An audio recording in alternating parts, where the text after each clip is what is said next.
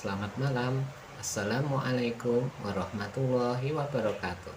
Salam sejahtera bagi kita semua. Yang kami hormati Ibu Dina Lusianti, SEMMAAK, selaku dosen mata kuliah pemasaran global Program Studi Manajemen Universitas Mulia Kudus. Dan yang kami cintai, teman-teman mahasiswa kelas 6P. Perkenankan, kami dari kelompok 6 yang beranggotakan pertama Arif Istiawan NIM 2019-11285, yang kedua Esti Eka Damayanti NIM 2019-11301, yang ketiga Andika Afiska Afrianto NIM 2019-11720. Pada kesempatan malam hari ini akan menyampaikan materi tentang communication decision. Tujuan pembelajaran dari materi ini, yang pertama, mahasiswa dapat menjelaskan dan memahami pentingnya komunikasi. Yang kedua, mahasiswa dapat menjelaskan dan memahami perilaku yang dapat mempengaruhi seseorang dalam mengambil suatu keputusan. Yang ketiga, mahasiswa dapat mengidentifikasi bentuk-bentuk strategi promosi yang merupakan bentuk komunikasi dalam pemasaran global. Materi yang pertama tentang definisi komunikasi. Komunikasi adalah suatu proses di mana seseorang atau beberapa orang, kelompok, organisasi, dan masyarakat menciptakan dan menggunakan informasi agar terhubung dengan lingkungan dan orang lain. Komponen-komponen komunikasi. Yang pertama, pengirim atau sender. Dua, pesan atau message. Yang ketiga, saluran atau channel. Yang keempat, penerima atau receiver. Yang keenam, masukan atau feedback. Yang ketujuh, aturan atau rules. Kategori komunikasi dalam organisasi dibedakan menjadi dua. Yang pertama, formal. Formal ada dua juga, vertikal, dapat mengarah ke atas atau ke bawah antara bos dan bawahan. Hal ini dapat diterapkan pada manusia, departemen, dan hierarki organisasi lainnya. Sedangkan horizontal merujuk pada komunikasi setara dalam rangka fungsional atau berbagi informasi antara individu, departemen, atau jabatan yang setara.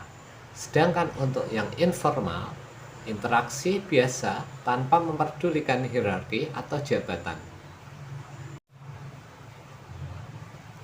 Proses komunikasi dari sender atau pengirim, kemudian ke encoding atau pengkodean, kemudian pesan atau media, kemudian decoding, kemudian ke receiver atau penerima, kemudian ada respons, kemudian menjadi feedback, dan feedback tersebut kembali ke sender atau pengirim. Pengambilan keputusan. Pengambilan keputusan dapat dianggap sebagai proses mental atau proses kognitif yang menghasilkan pemilihan tindakan di antara beberapa skenario alternatif. Setiap proses pengambilan keputusan menghasilkan pilihan akhir. Outputnya bisa berupa tindakan atau opini pilihan.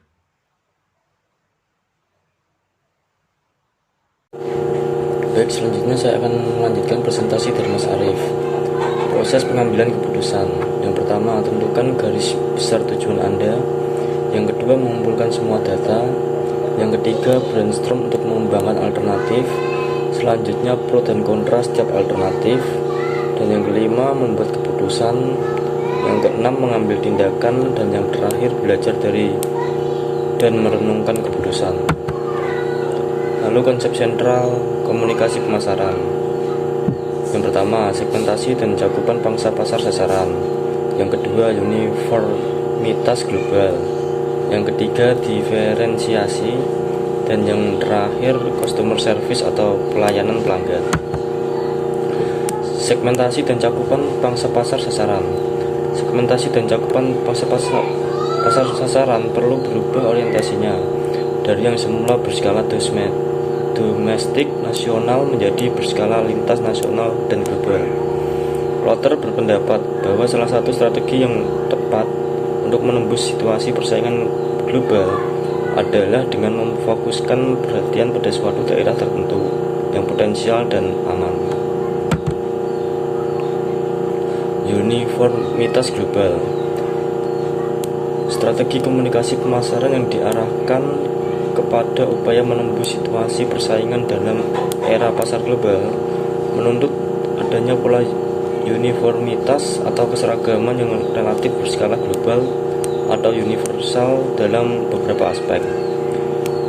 Yang pertama, strategi posisi. Yang kedua, penamaan merek. Yang ketiga, penentuan harga. Dan yang terakhir, strategi periklanan. Diferensiasi.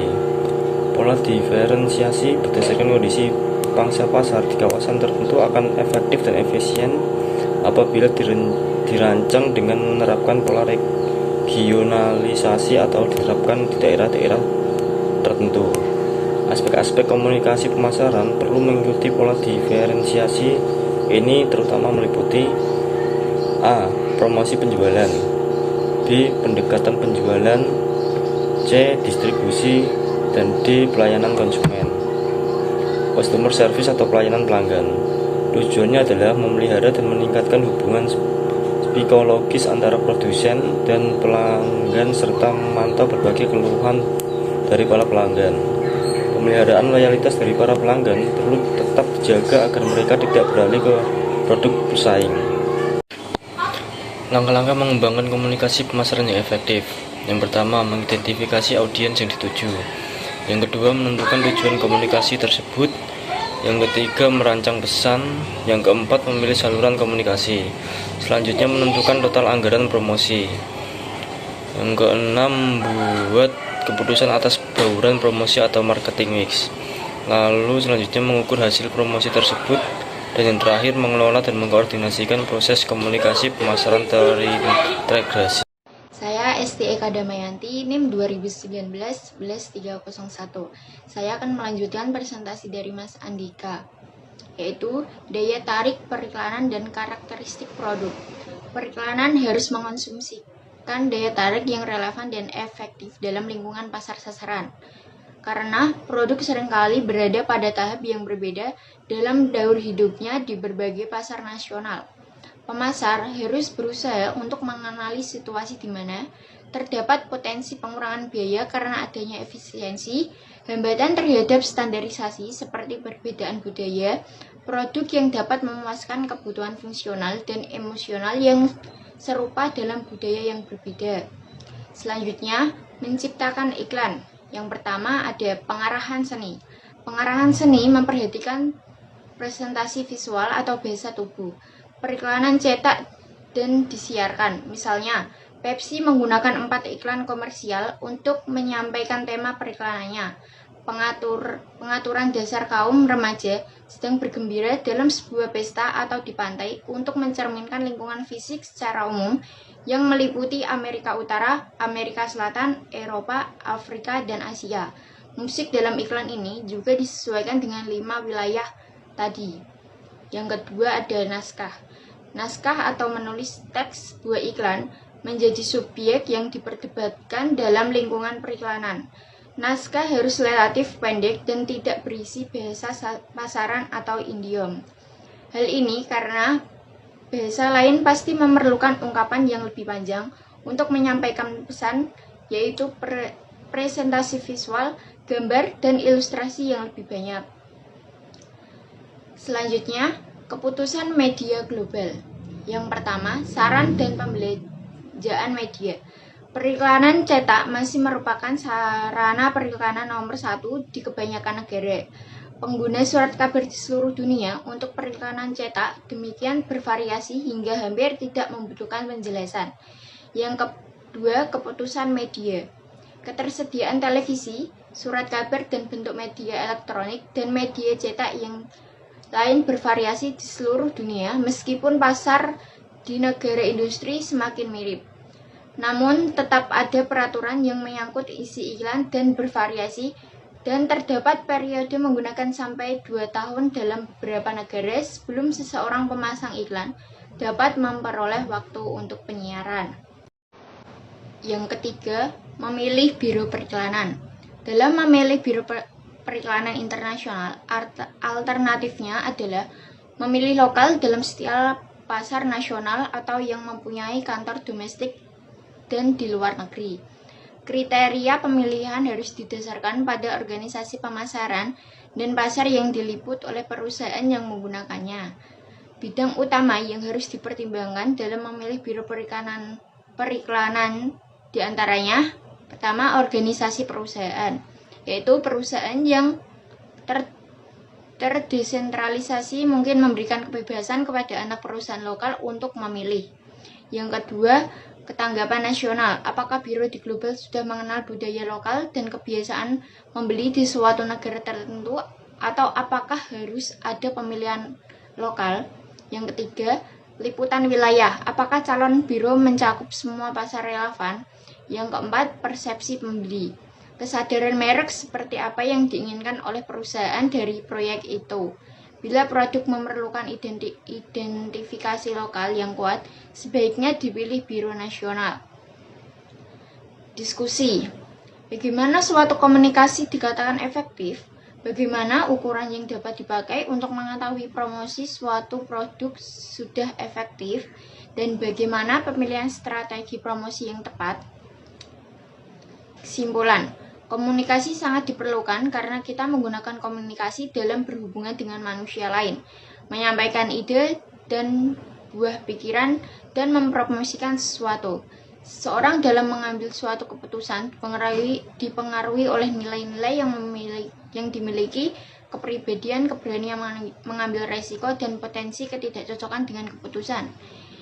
Ada beberapa strategi promosi, yaitu iklan, public relation, personal selling, direct marketing, sponsorship, dan product placement. Referensi Greens MC Keegan WC 2020, Global Marketing 10 tahun Edition, UK Precision Education. Clouther P 2018, Manajemen Pemasaran edisi 13 jilid 1, Jakarta, PT Indeks Gramedia. Sekian presentasi dari kelompok kami. Apabila ada kesalahan yang disengaja maupun tidak sengaja, kami mohon maaf. Sekian dan terima kasih. Wassalamualaikum warahmatullahi wabarakatuh.